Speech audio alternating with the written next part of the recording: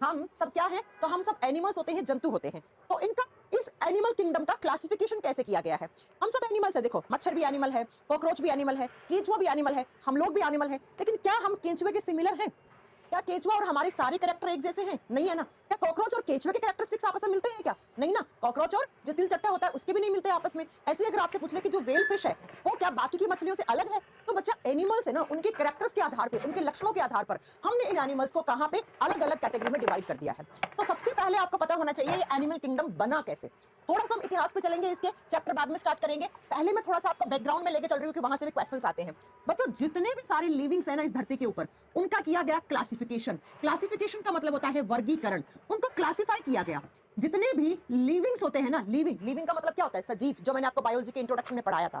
ठीक है, जो मैंने आपको बायोलॉजी के इंट्रोडक्शन में पढ़ाया था उनको हम लिविंग्स बोलते हैं। तो क्लासिफिकेशन का मतलब है लिविंग्स को उनके कैरेक्टर्स के आधार पर अलग-अलग समूहों में बांट देना। जितने भी सजीव है इस धरती के ऊपर, प्लांट, बैक्टीरिया, एनिमल, गाय, भैंस, घोड़ा, बकरी, जानवर, सबको उनके लक्षणों के आधार पर अलग-अलग कैटेगरी में डिवाइड कर देना ही क्लासिफिकेशन कहलाता है। जब बच्चा हम इस क्लासिफिकेशन के बारे में स्टडी करते हैं, इसके बारे में डिटेल में स्टडी करते हैं, तो जिस ब्रांच में करते हैं उसको टैक्सोनॉमी कहा जाता है। उसको टैक्सोनॉमी कहा जाता है। तो एग्जाम में आता है कि व्हाट इज टैक्सोनॉमी? टैक्सोनॉमी होता क्या है? तो आपको बताना है टैक्सोनॉमी वो ब्रांच है जिसको हिंदी में हम वर्गीकी कहते हैं। और इस टैक्सोनॉमी में हम किसके बारे में पढ़ते हैं? हम क्लासिफिकेशन के बारे में पढ़ते हैं। किसका क्लासिफिकेशन पढ़ते हैं? हम लिविंग्स का क्लासिफिकेशन पढ़ते हैं, हम सजीवों का क्लासिफिकेशन पढ़ते हैं। यानी कि इस यूनिवर्स में, इस संसार में जितने भी सारे लिविंग्स थे उनको हमने अलग-अलग लक्षणों के आधार पे उनको अलग-अलग कैटेगरी, अलग-अलग ग्रुप में बांट दिया। उसी के बारे में पढ़ना साइंस का एक ब्रांच बन जाता है जिसको हम टैक्सोनॉमी कहते हैं। टैक्सोनॉमी जिसको हिंदी में हम वर्गीकी कहते हैं। तो taxonomy is the branch of study in which we study about livings classification. सजीवों के वर्गीकरण के बारे में अध्ययन करना वर्गीकी कहलाता है। अब सबसे पहले इस ब्रांच पे काम करने वाले महान साइंटिस्ट थे जिनको हम फादर ऑफ टैक्सोनॉमी कह देते हैं। यानी कि अगर आपसे पूछ ले इस ब्रांच के जनक कौन है, फादर कौन है, जिन्होंने इस ब्रांच पे सबसे पहले काम किया, तो वो है बच्चा कार्ल लीनियस। कार्ल लीनियस वो महान साइंटिस्ट हैं जिन्होंने सबसे पहले क्लासिफिकेशन के ऊपर हमें पूरे यूनिवर्स को, पूरे संसार को बताया कि भैया इस तरीके से हमें लिविंग्स का क्लासिफिकेशन करना चाहिए। तो यहां से आपके दो क्वेश्चन बने। टैक्सोनॉमी ब्रांच में हम किसके बारे में पढ़ते हैं? और कार्ल लीनियस को हमने क्या बोल दिया? फादर ऑफ टैक्सोनॉमी, वर्गीकी विज्ञान के जनक। अब क्यों बोला? तो इसका आंसर यहां है बच्चों। ये जो कार्ल लीनियस है ना, इन्होंने सबसे पहले जो क्लासिफिकेशन दिया था उसको कहा गया था टू किंगडम क्लासिफिकेशन। क्या कहा गया था? टू किंगडम क्लासिफिकेशन, द्विजगत वर्गीकरण। इन्होंने सबसे पहले क्लासिफाई किया किसको? लिविंग्स को। और जिसका नाम क्या पड़ा? टू किंगडम क्लासिफिकेशन, यानी कि द्विजगत, दो जगत, द्विजगत वर्गीकरण। ये किसके द्वारा दिया गया था? एग्जाम में क्वेश्चन आ जाए आपसे पूछ ले तो आपको बताना है it was given by Carl Linnaeus. ठीक है, it was given by Carl Linnaeus. Carl Linnaeus ji ने ही सबसे पहले क्या किया बच्चा? आप बताओगे कि जितने भी सारे इस धरती के ऊपर लिविंग्स हैं उनको कैटेगरी में बांट दिया, उनको कैटेगरी में बांट दिया। अब कौन सा किंगडम क्लासिफिकेशन दिया? नाम से क्लियर है, टू किंगडम, द्विजगत। इन्होंने क्या किया? इन्होंने कहा कि जितने भी लिविंग्स हैं उनको दो कैटेगरी में बांट दो। पहला इन्होंने जो बनाया यहाँ पे kingdom, that is Plantae. Plantae का मतलब हो गया पादप जगत, पादप जगत। और दूसरा एनिमेलिया। दूसरा जो किंगडम बनाया वो कौन सा बनाया? वो एनिमेलिया नाम से बनाया। तो इन्होंने जितने भी लिविंग्स थे उनको दो कैटेगरी में बांट दिया, प्लांटे, एनिमेलिया। यहाँ पे प्लांटे की स्पेलिंग सही करो। यहाँ पे रखा प्लांट्स को, प्लांटे, प्लांट्स को, और यहाँ पे सारे एनिमल्स को रख दिया। पॉइंट क्लियर हो गया? बिल्कुल बेसिक से पढ़ा रही हूँ मैं, बहुत टफ भी आएगा, आगे चलेंगे तब थोड़ा सा अजीब लगेगा पढ़ने में, ये कैसे नाम है मैम, लेकिन आपको पढ़ने पड़ेंगे। सुनो जरा ध्यान से, एग्जाम में आएगा टू किंगडम क्लासिफिकेशन किसने दिया? आंसर होगा कार्ल लीनियस। कार्ल लीनियस ने कौन कौन से दो क्लासिफिकेशन दिए थे? प्लांटाई एंड एनिमेलिया, प्लांटाई एंड एनिमेलिया। अब इसके बाद कार्ल लीनियस के बाद आए थे आपके अर्निस्ट हैकल। अर्निस्ट हैकल ने दिया three kingdom classification, three kingdom.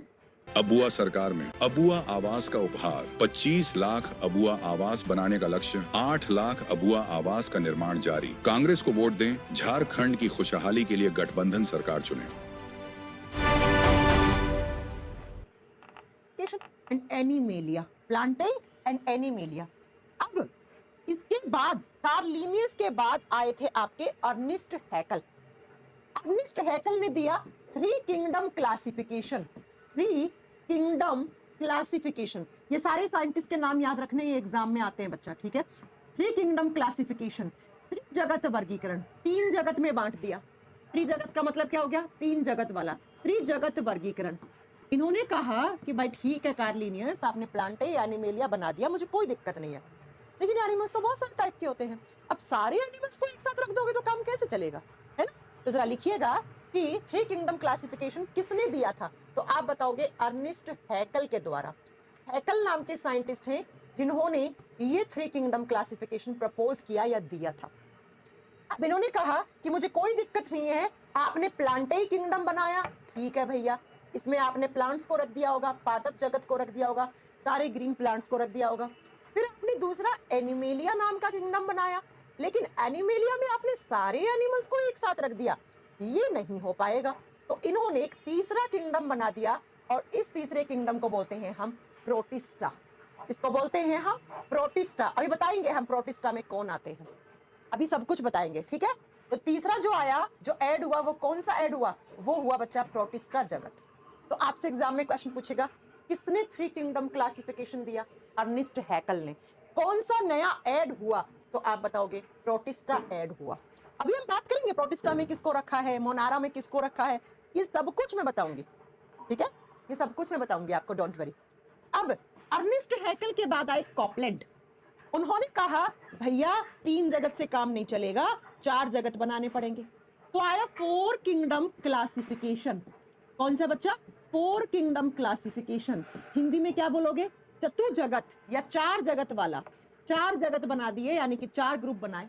चतुर्जगत वर्गीकरण। सबसे पहला क्वेश्चन किसने दिया था? तो साइंटिस्ट का नाम आपको लिखना है कॉपलैंड।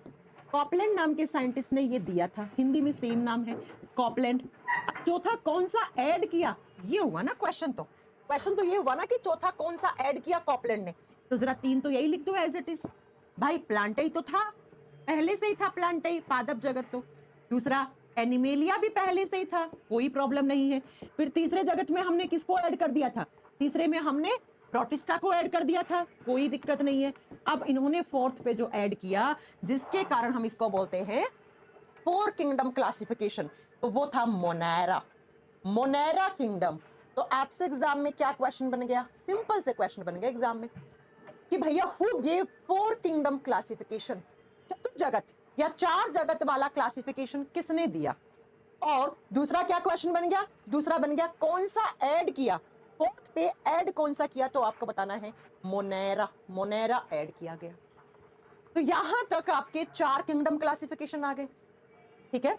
यहां तक क्या आ गए? 4 किंगडम आ गए। अब बात करेंगे बच्चा 5वां किंगडम कौन सा ऐड किया गया। तो नेक्स्ट लिखो 5 किंगडम क्लासिफिकेशन। 5वां लिखो 5 kingdom classification. 5 kingdom classification. Monera के बाद भी एक और किंगडम ऐड किया गया। 5 किंगडम क्लासिफिकेशन। 5 जगत वर्गीकरण। 5 जगत वर्गीकरण नाम से क्लियर है। 5 जगत में बांट दिया। क्लासिफिकेशन कितनों में? 5 में। किसने बांटा? R.H. व्हिटेकर ने। R.H. व्हिटेकर ने, सेम नाम हिंदी में है, R.H. व्हिटेकर ने। मैं आपको बता दूं, आज तक हम इसी क्लासिफिकेशन को फॉलो करते हैं।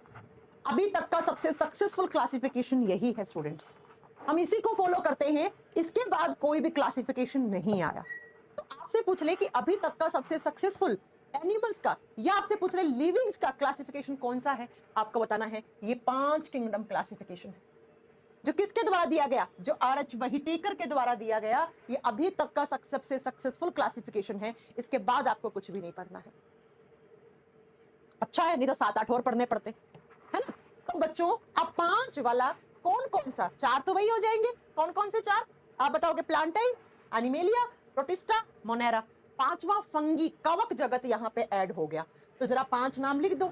नंबर 1 पे तो प्लांटाई आ जाएगा। पादप जगत हिंदी में लिख लेना। नंबर 2 पे एनिमेलिया या एनिमल भी लिख सकते हो आप, ठीक है? एनिमेलिया। नंबर 3 पे प्रोटिस्टा। सीक्वेंस यही रखना बच्चा, 1 2 3 4 5, तो इसी सीक्वेंस में ऐड होते गए थे। प्रोटिस्टा।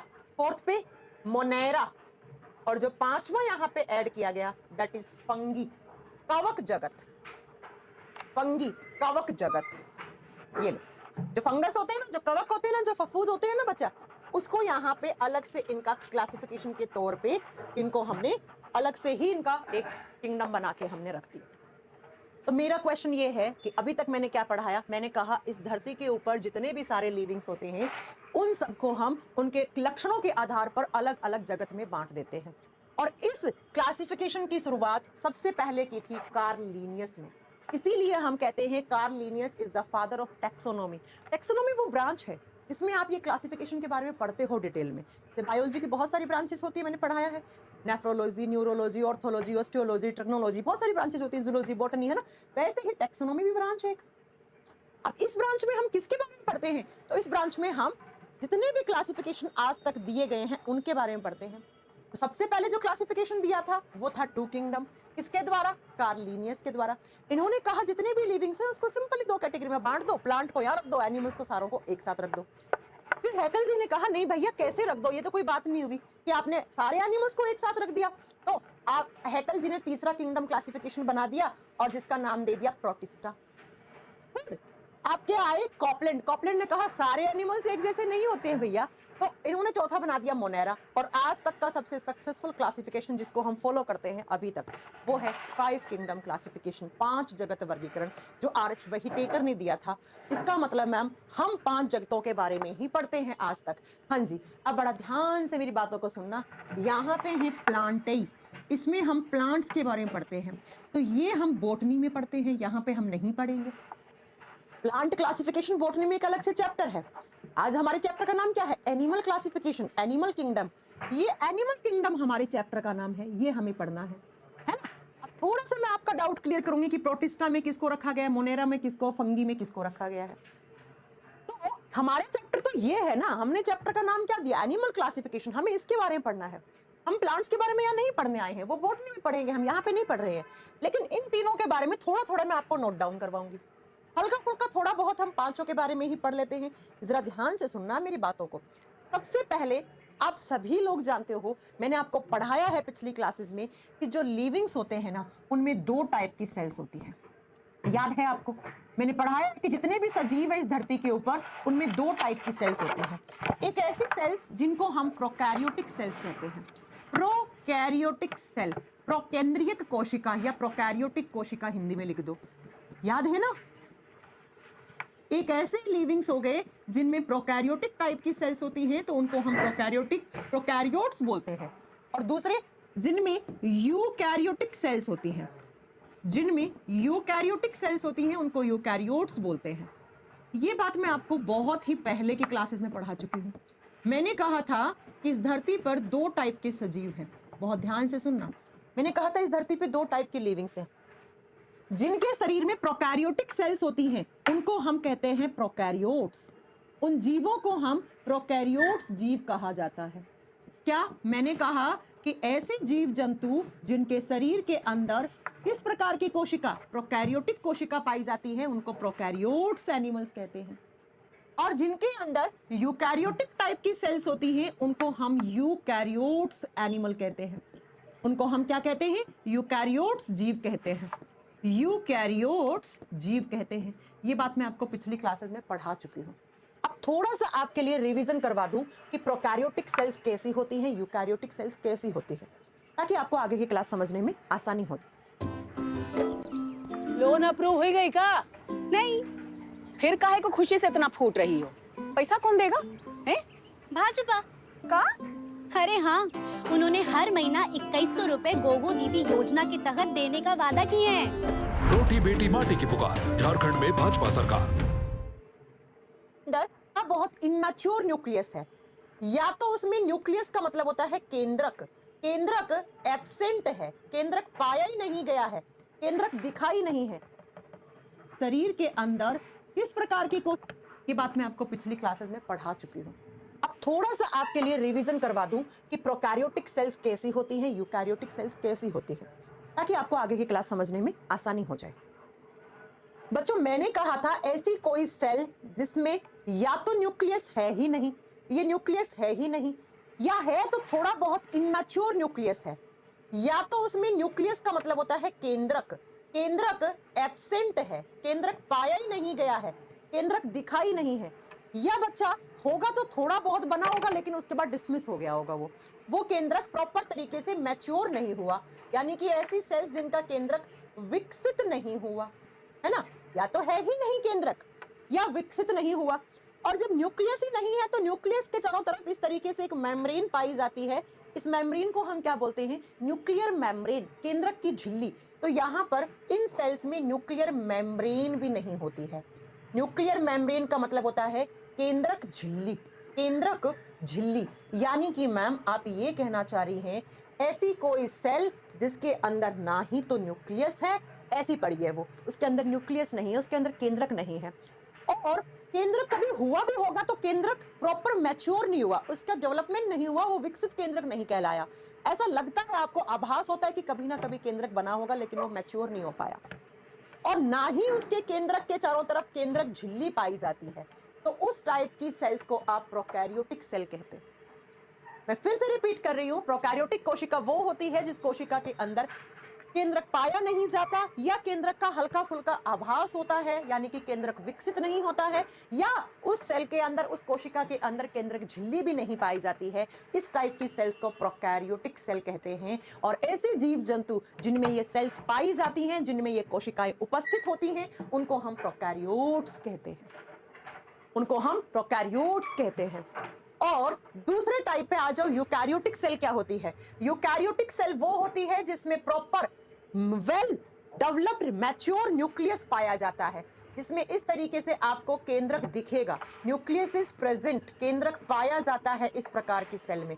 और जब न्यूक्लियस है, इसमें न्यूक्लियस है भी और वो मैच्योर भी हुआ है, उसका डेवलपमेंट, उसका विकास भी हुआ है। और न्यूक्लियस के चारों तरफ इस तरीके से न्यूक्लियर मेम्ब्रेन भी दिखेगी, केंद्रक झिल्ली भी यहाँ पे प्रेजेंट होगी। तो बच्चा ऐसी किसी सेल को हम क्या कहते हैं? Eukaryotic cell. एक बार फिर से सुन लो, ऐसी कोशिका जिसके अंदर केंद्रक या विकसित केंद्रक और केंद्रक की झिल्ली भी पाई जाती है, उस कोशिका को आप यूकैरियोटिक कोशिका कहते हैं। और ऐसे जीव जंतु जिनमें इस प्रकार की कोशिकाएं पाई जाती हैं, इस प्रकार की यानी यूकैरियोटिक सेल पाई जाती हैं, उन एनिमल्स को आप यूकैरियोट्स कहते हो। इसका मतलब आप ये कहना चाह रही हैं मैम कि इस धरती पे दो टाइप के लिविंग्स हैं, एक प्रोकैरियोट्स, एक यूकैरियोट्स। जी हाँ, मैं यही आपको समझाने की कोशिश कर रही हूँ। मैंने कहा लिविंग्स दो टाइप के हो गए, एक ऐसे जिनके अंदर प्रोकैरियोटिक कोशिका है और एक दूसरे ऐसे जिनके अंदर यूकैरियोटिक कोशिका है। तो एक बात बताओ, क्या मैं प्रोकैरियोट्स और यूकैरियोट्स को एक फाइलम में रख सकती हूँ, एक किंगडम में रख सकती हूँ? नो मैम, नो मैम, नहीं रख सकते। ये बिल्कुल अलग है, ये बिल्कुल अलग है, लेकिन दोनों ही लिविंग है, दोनों ही लिविंग है। तो इसीलिए तो ये क्लासिफिकेशन इस तरीके से बढ़ते गए। तो आपसे एग्जाम में पूछेगा कि प्रोकैरियोट्स कहाँ रखे गए, किस फाइलम में रखे गए, चलो बताओ। आपसे एग्जाम में पूछेगा यूकैरियोट्स कहाँ रखे गए, चलो बताओ। तो आपको पता तो होना चाहिए प्रोकैरियोट्स क्या होते हैं, यूकैरियोट्स क्या होते हैं। दोनों ही लिविंग है, मैं ये नहीं कह रही हूँ, लिविंग दोनों ही है, लेकिन दोनों एक जैसे तो नहीं है ना। तो दोनों को एक साथ रख दोगे तो पाप नहीं हो जाएगा। इसीलिए ये 5 किंगडम बने हैं बच्चा, ठीक है। पहला ये आधार था 5 किंगडम बनाने का। दूसरा सुनो, आप जानते हैं इस धरती पे 2 टाइप के लिविंग्स होते हैं। कैसे? अभी बताती हूँ। 2 प्रकार के सजीव हैं। एक ऐसे एनिमल्स जिनके शरीर में एक ही कोशिका पाई जाती है और एक ही टाइप की है वो, उनको हम यूनिसेल्युलर ऑर्गेनिजम्स कहते हैं। यूनिसेल्युलर ऑर्गेनिजम्स का मतलब होता है एक कोशिकीय जीव, एक कोशिकीय जीव। अरे भैया नाम से क्लियर है, जिसमें एक ही सेल है, सिंगल सेल है, ऐसे सिंगल सेल, एक ही कोशिका है, यही इसका टिश्यू है, यही इसका ऑर्गन है, यही इसका शरीर है। तो इसको हम यूनिसेल्युलर ऑर्गेनिज्म कहेंगे, इसको हम एक कोशिकीय जीव कहेंगे। दूसरी तरफ ऐसे जीव जंतु आते हैं जिसमें बहुत सारी सेल्स होती हैं और बहुत सारे टाइप की होती हैं, उनको हम मल्टी सेल्युलर ऑर्गेनिज्म कहते हैं। बहुकोशिकीय जीव, नाम से क्लियर है, बहुत सारी कोशिकाएं, और कोशिकाओं का प्रकार भी अलग अलग हो सकता है। ऐसे बहुत सारी सेल्स, एक सेल्स का ग्रुप ये है, दूसरी सेल्स का ग्रुप ये है, ऐसे बहुत सारी सेल्स और बहुत सारे टाइप की सेल्स। मल्टी सेल, मल्टी का मतलब क्या होता है? बहुत सारे लेवल की। तो इनको हम मल्टी सेलुलर ऑर्गेनिजम्स, बहुकोशिकीय जीव जंतु कहते हैं। अब मुझे ये बताओ, क्या मैं इन दोनों को एक साथ रख सकती हूँ? अरे कैसे रख सकते हो मैम, इसमें एक ही सेल है और इसमें अनगिनत सेल हैं, कितनी भी हो सकती है, अनंत तक हो सकती है। तो क्या दोनों को एक साथ रख सकते हैं? नहीं ना, इसीलिए 5 जगत बने। इसीलिए क्या बने, 5 जगत बने बच्चा। अगला सुनो, आप जानते हैं जितने भी लिविंग्स हैं वो 2 टाइप से अपना खाना बनाते हैं। एक होते हैं ऑटोट्रॉप्स। ऑटोट्रॉप्स का मतलब होता है स्वपोषी, स्वयं अपने आप खाना बना लेते हैं, अपने आप खाना बना लेते हैं। और कौन से मैकेनिज्म के द्वारा, पढ़ा चुकी हूँ, फोटोसिंथेसिस के द्वारा, प्रकाश संश्लेषण की अभिक्रिया के द्वारा अपने आप खाना बना लेते हैं। अब ये तो भगवान ने सिर्फ और सिर्फ ऑल ग्रीन प्लांट्स को दी है क्षमता। इस धरती पर जितने भी हरे कलर के पेड़ पौधे हैं वो सब प्रकाश संश्लेषण कर सकते हैं, वो अपना खाना खुद बना सकते हैं, इसलिए हम बोलेंगे दे आर ऑटोट्रॉप्स। वो अपना खाना खुद बना सकते हैं। और दूसरा आएगा हेटेरोट्रॉप्स। हेटेरोट्रॉप्स का मतलब हो गया जो अपना खाना खुद नहीं बना सकते, परपोषी जीव, यानी कि ये किसी अदर जीव पर डिपेंड करेंगे, किसी और से खाना लेंगे। वो कोई प्लांट हो सकता है, वो कोई सब्जी हो सकती है, वो कोई फल फ्रूट, वो कोई जीव हो सकता है। जैसे हम लोग सब्जियां खाते हैं, हम लोग दूध दही छाछ घी बटर खाते, कहाँ से मिलता है, जानवरों से। सब्जियां कहाँ से मिलती है, प्लांट से। तो हमारे अंदर तो कोई ऐसा सिस्टम नहीं है ना जो हम खुद ही खाना बना के खा सकते हैं। अगर ऐसा होता तो फिर कोई रोटी के लिए भाग ही नहीं रहा होता आज। तो ये बताओ, एक ऐसे जीव जंतु हो गए, एक ऐसे हो गए, क्या इन दोनों को एक साथ रख दूं मैं? अरे मैम कैसे रख दो, कैसे रख दो, ये अलग है, ये अलग है। इसीलिए क्लासिफिकेशन हुआ। आपको समझ में आ रहा है ना, इसीलिए क्लासिफिकेशन हुआ भैया, कि कोई अपना खाना खुद बना ले रहा है, कोई नहीं बना ले रहा है, किसी में एक ही सेल है, किसी में बहुत सारी सेल्स है, कोई सेल प्रोकैरियोटिक है, कोई यूकैरियोटिक है। तो करना पड़ेगा ना आपको, क्या करना पड़ेगा, क्लासिफिकेशन करना पड़ेगा। तो जरा आइए इन 5 क्लासिफिकेशन में पढ़ते हैं कि किसके कौन से मेन कैरेक्टर हैं जिसके आधार पे इसको यहां रखा गया। सबसे पहला कंफ्यूजन आपको हो रहा होगा प्रोटिस्टा में। मैम प्रोटिस्टा में हम किसको रखते हैं, चलो अभी बता दे रही हूँ, ये एग्जाम के क्वेश्चन है, ठीक है। प्रोटिस्टा जो 3 नंबर पे फाइलम ऐड किया गया था, अब मैं नहीं बताऊंगी किसने ऐड किया था, प्रोटिस्टा फाइलम। हाँ जी, इसके अंदर जब क्लासिफिकेशन हुआ तो इसमें किसको रखा गया, तो बड़ा गौर से सुनिएगा, इसके अंदर यूनिसेल्युलर ऑर्गेनिजम्स को रखा गया। अब यूनिसेल्युलर का मतलब क्या है, लिविंग तो है वो, लेकिन सिर्फ एक ही सेल है। इसके अंदर हमने एक कोशिकीय जीवों को रखा, एक कोशिकीय। और आपको बता दूं इनके अंदर एक ही सेल है, चलो मान लिया। और पता है सेल का टाइप क्या है, eukaryotic. They are unicellular eukaryotes. इसमें जो सेल होगी उस सेल का टाइप क्या होगा, हाँ जी बच्चों बता दो। इसमें जो कोशिका है एक ही है, मैंने मान लिया, लेकिन वो किस टाइप की है, वो है बच्चा यूकैरियोटिक टाइप की, यानी उसमें न्यूक्लियस भी होगा, न्यूक्लियर मेम्ब्रेन भी होगी, मैच्योर न्यूक्लियस होगा। तो आपसे एग्जाम में पूछ ले, क्या पूछेगा बच्चा आपसे एग्जाम में, कि ऐसे जीव जंतुओं के नाम बताओ जिनके अंदर यूनिसेल्युलर लेवल है और दूसरा उनके सेल का टाइप यूकैरियोटिक है। यानी कि एक कोशिकीय जीव जंतु जिनकी सेल का टाइप यूकैरियोटिक है, उनको कहाँ रखा गया है, उनको प्रोटिस्टा फाइलम में। उनको हमने कहाँ रख दिया, प्रोटिस्टा के अंदर रख दिया, ठीक है। अब दूसरा सुनो, दूसरा का मतलब है जिसकी सेल यूनिसेल्युलर ही है लेकिन सेल का टाइप प्रोकैरियोटिक है। सेल का टाइप क्या है, प्रोकैरियोटिक, तो मोनेरा बना दिया गया। चलो लिखो मोनेरा। एग्जाम में क्वेश्चन आते हैं, हमारा चैप्टर भी स्टार्ट नहीं हुआ बच्चा, चैप्टर भी स्टार्ट होगा बस 5 मिनट के बाद। मोनेरा किंगडम में अगर आपसे पूछ ले किसको रखा गया, आप बताना। ऐसे जीव जंतु जो एक कोशिकीय हैं, ये भी यूनिसेल्युलर है, ये भी क्या है, यूनिसेल्युलर ऑर्गेनिजम्स हैं। एक कोशिकीय जीव ये भी हैं, सेल इनके पास भी एक ही है बेचारों के पास, लेकिन इनकी सेल के अंदर जो टाइप होगा ना सेल का, वो होगा प्रोकैरियोटिक। इसलिए हम बोलते हैं they are prokaryotes unicellular. Prokaryotes होंगे ये, लिख दो प्रोकैरियोट्स, ये लो। अब आपको मोटा मोटा ये तो एहसास हो गया है कि भैया मोनेरा में किसको रखा है और प्रोटिस्टा में किसको रखा है, हो गया ना एहसास। प्लांट एनिमल को तो हमें डिटेल में पढ़ना है, उन पे तो हमें 4-5 क्लास खर्च करनी है, समझ रहे हो आप। हमें मोटा मोटा तो इसके बारे में पता होना चाहिए था। ऐसे ही मैं अगर आपसे पूछ लूं कि जो फंगी है, जो कवक वाला किंगडम है, इसमें किसको रखा गया है, कवकों के क्या लक्षण होते हैं जो भैया इनको अलग रख दिया आपने। चलो अभी बताते हैं कि कवक का अलग से किंगडम क्यों बनाया गया। क्योंकि ये जो कवक होते हैं ना, ये एक तो यूकैरियोट्स होते हैं। यूकैरियोट्स का मतलब तो आपको समझ में आ गया, यूकैरियोट्स का मतलब है यूकैरियोटिक टाइप की कोशिका पाई जाएगी। दूसरी, इनके अंदर यूकैरियोटिक सेल है लेकिन बहुत सारी है, तो ये मल्टी सेल्यूलर जीव है। ये these are multi cellular organisms. लिख दो, ये बहुकोशिकीय जीव जंतु है। बहुकोशिकीय जीव जंतु है ये। और मैं आपको बता दूं, ये जो खाना बनाते हैं ना, इनके खाना बना नहीं पाते हैं ये। इनके खाना खाने का जो नेचर है ना, ये पैरासाइटिक है, ये परजीवी है। ये दूसरे जीवों पर डिपेंड करते हैं खाना खाने के लिए, जैसे हम करते हैं, जैसे हम करते हैं। और बता दूं आपको, इनके न्यूट्रिशन के मोड को सैप्रोफाइटिक कहा जाता है। सैप्रोफाइटिक का मतलब होता है मृतोपजीवी। ये मरे हुए जीव जंतुओं से अपना खाना खाते हैं। जैसे फॉर एग्जाम्पल मशरूम। मशरूम इसी किंगडम में रखी गई है। मशरूम कहाँ उगती है? जहां पर कोई जानवर या कोई पेड़ पौधा सड़ गल के मर गया था, डेड डिके से। डेड डिके का मतलब होता है जहां पर कोई प्लांट एनिमल मर के अंदर मिट्टी के अंदर दब गया, तो उस मिट्टी में अच्छी खासी फर्टिलिटी होगी, उस मिट्टी की रेट, वहां पे मशरूम उगती है। तो ऐसे जीव जंतु जो मरे हुए जीव जंतुओं से अपना भोजन ले लेते हैं, उनके भोजन लेने का जो मोड होता है वो मृतोपजीवी, वो सैप्रोफाइटिक नेचर होता है। तो अब आप तीनों में डिफरेंस देख पा रहे हो?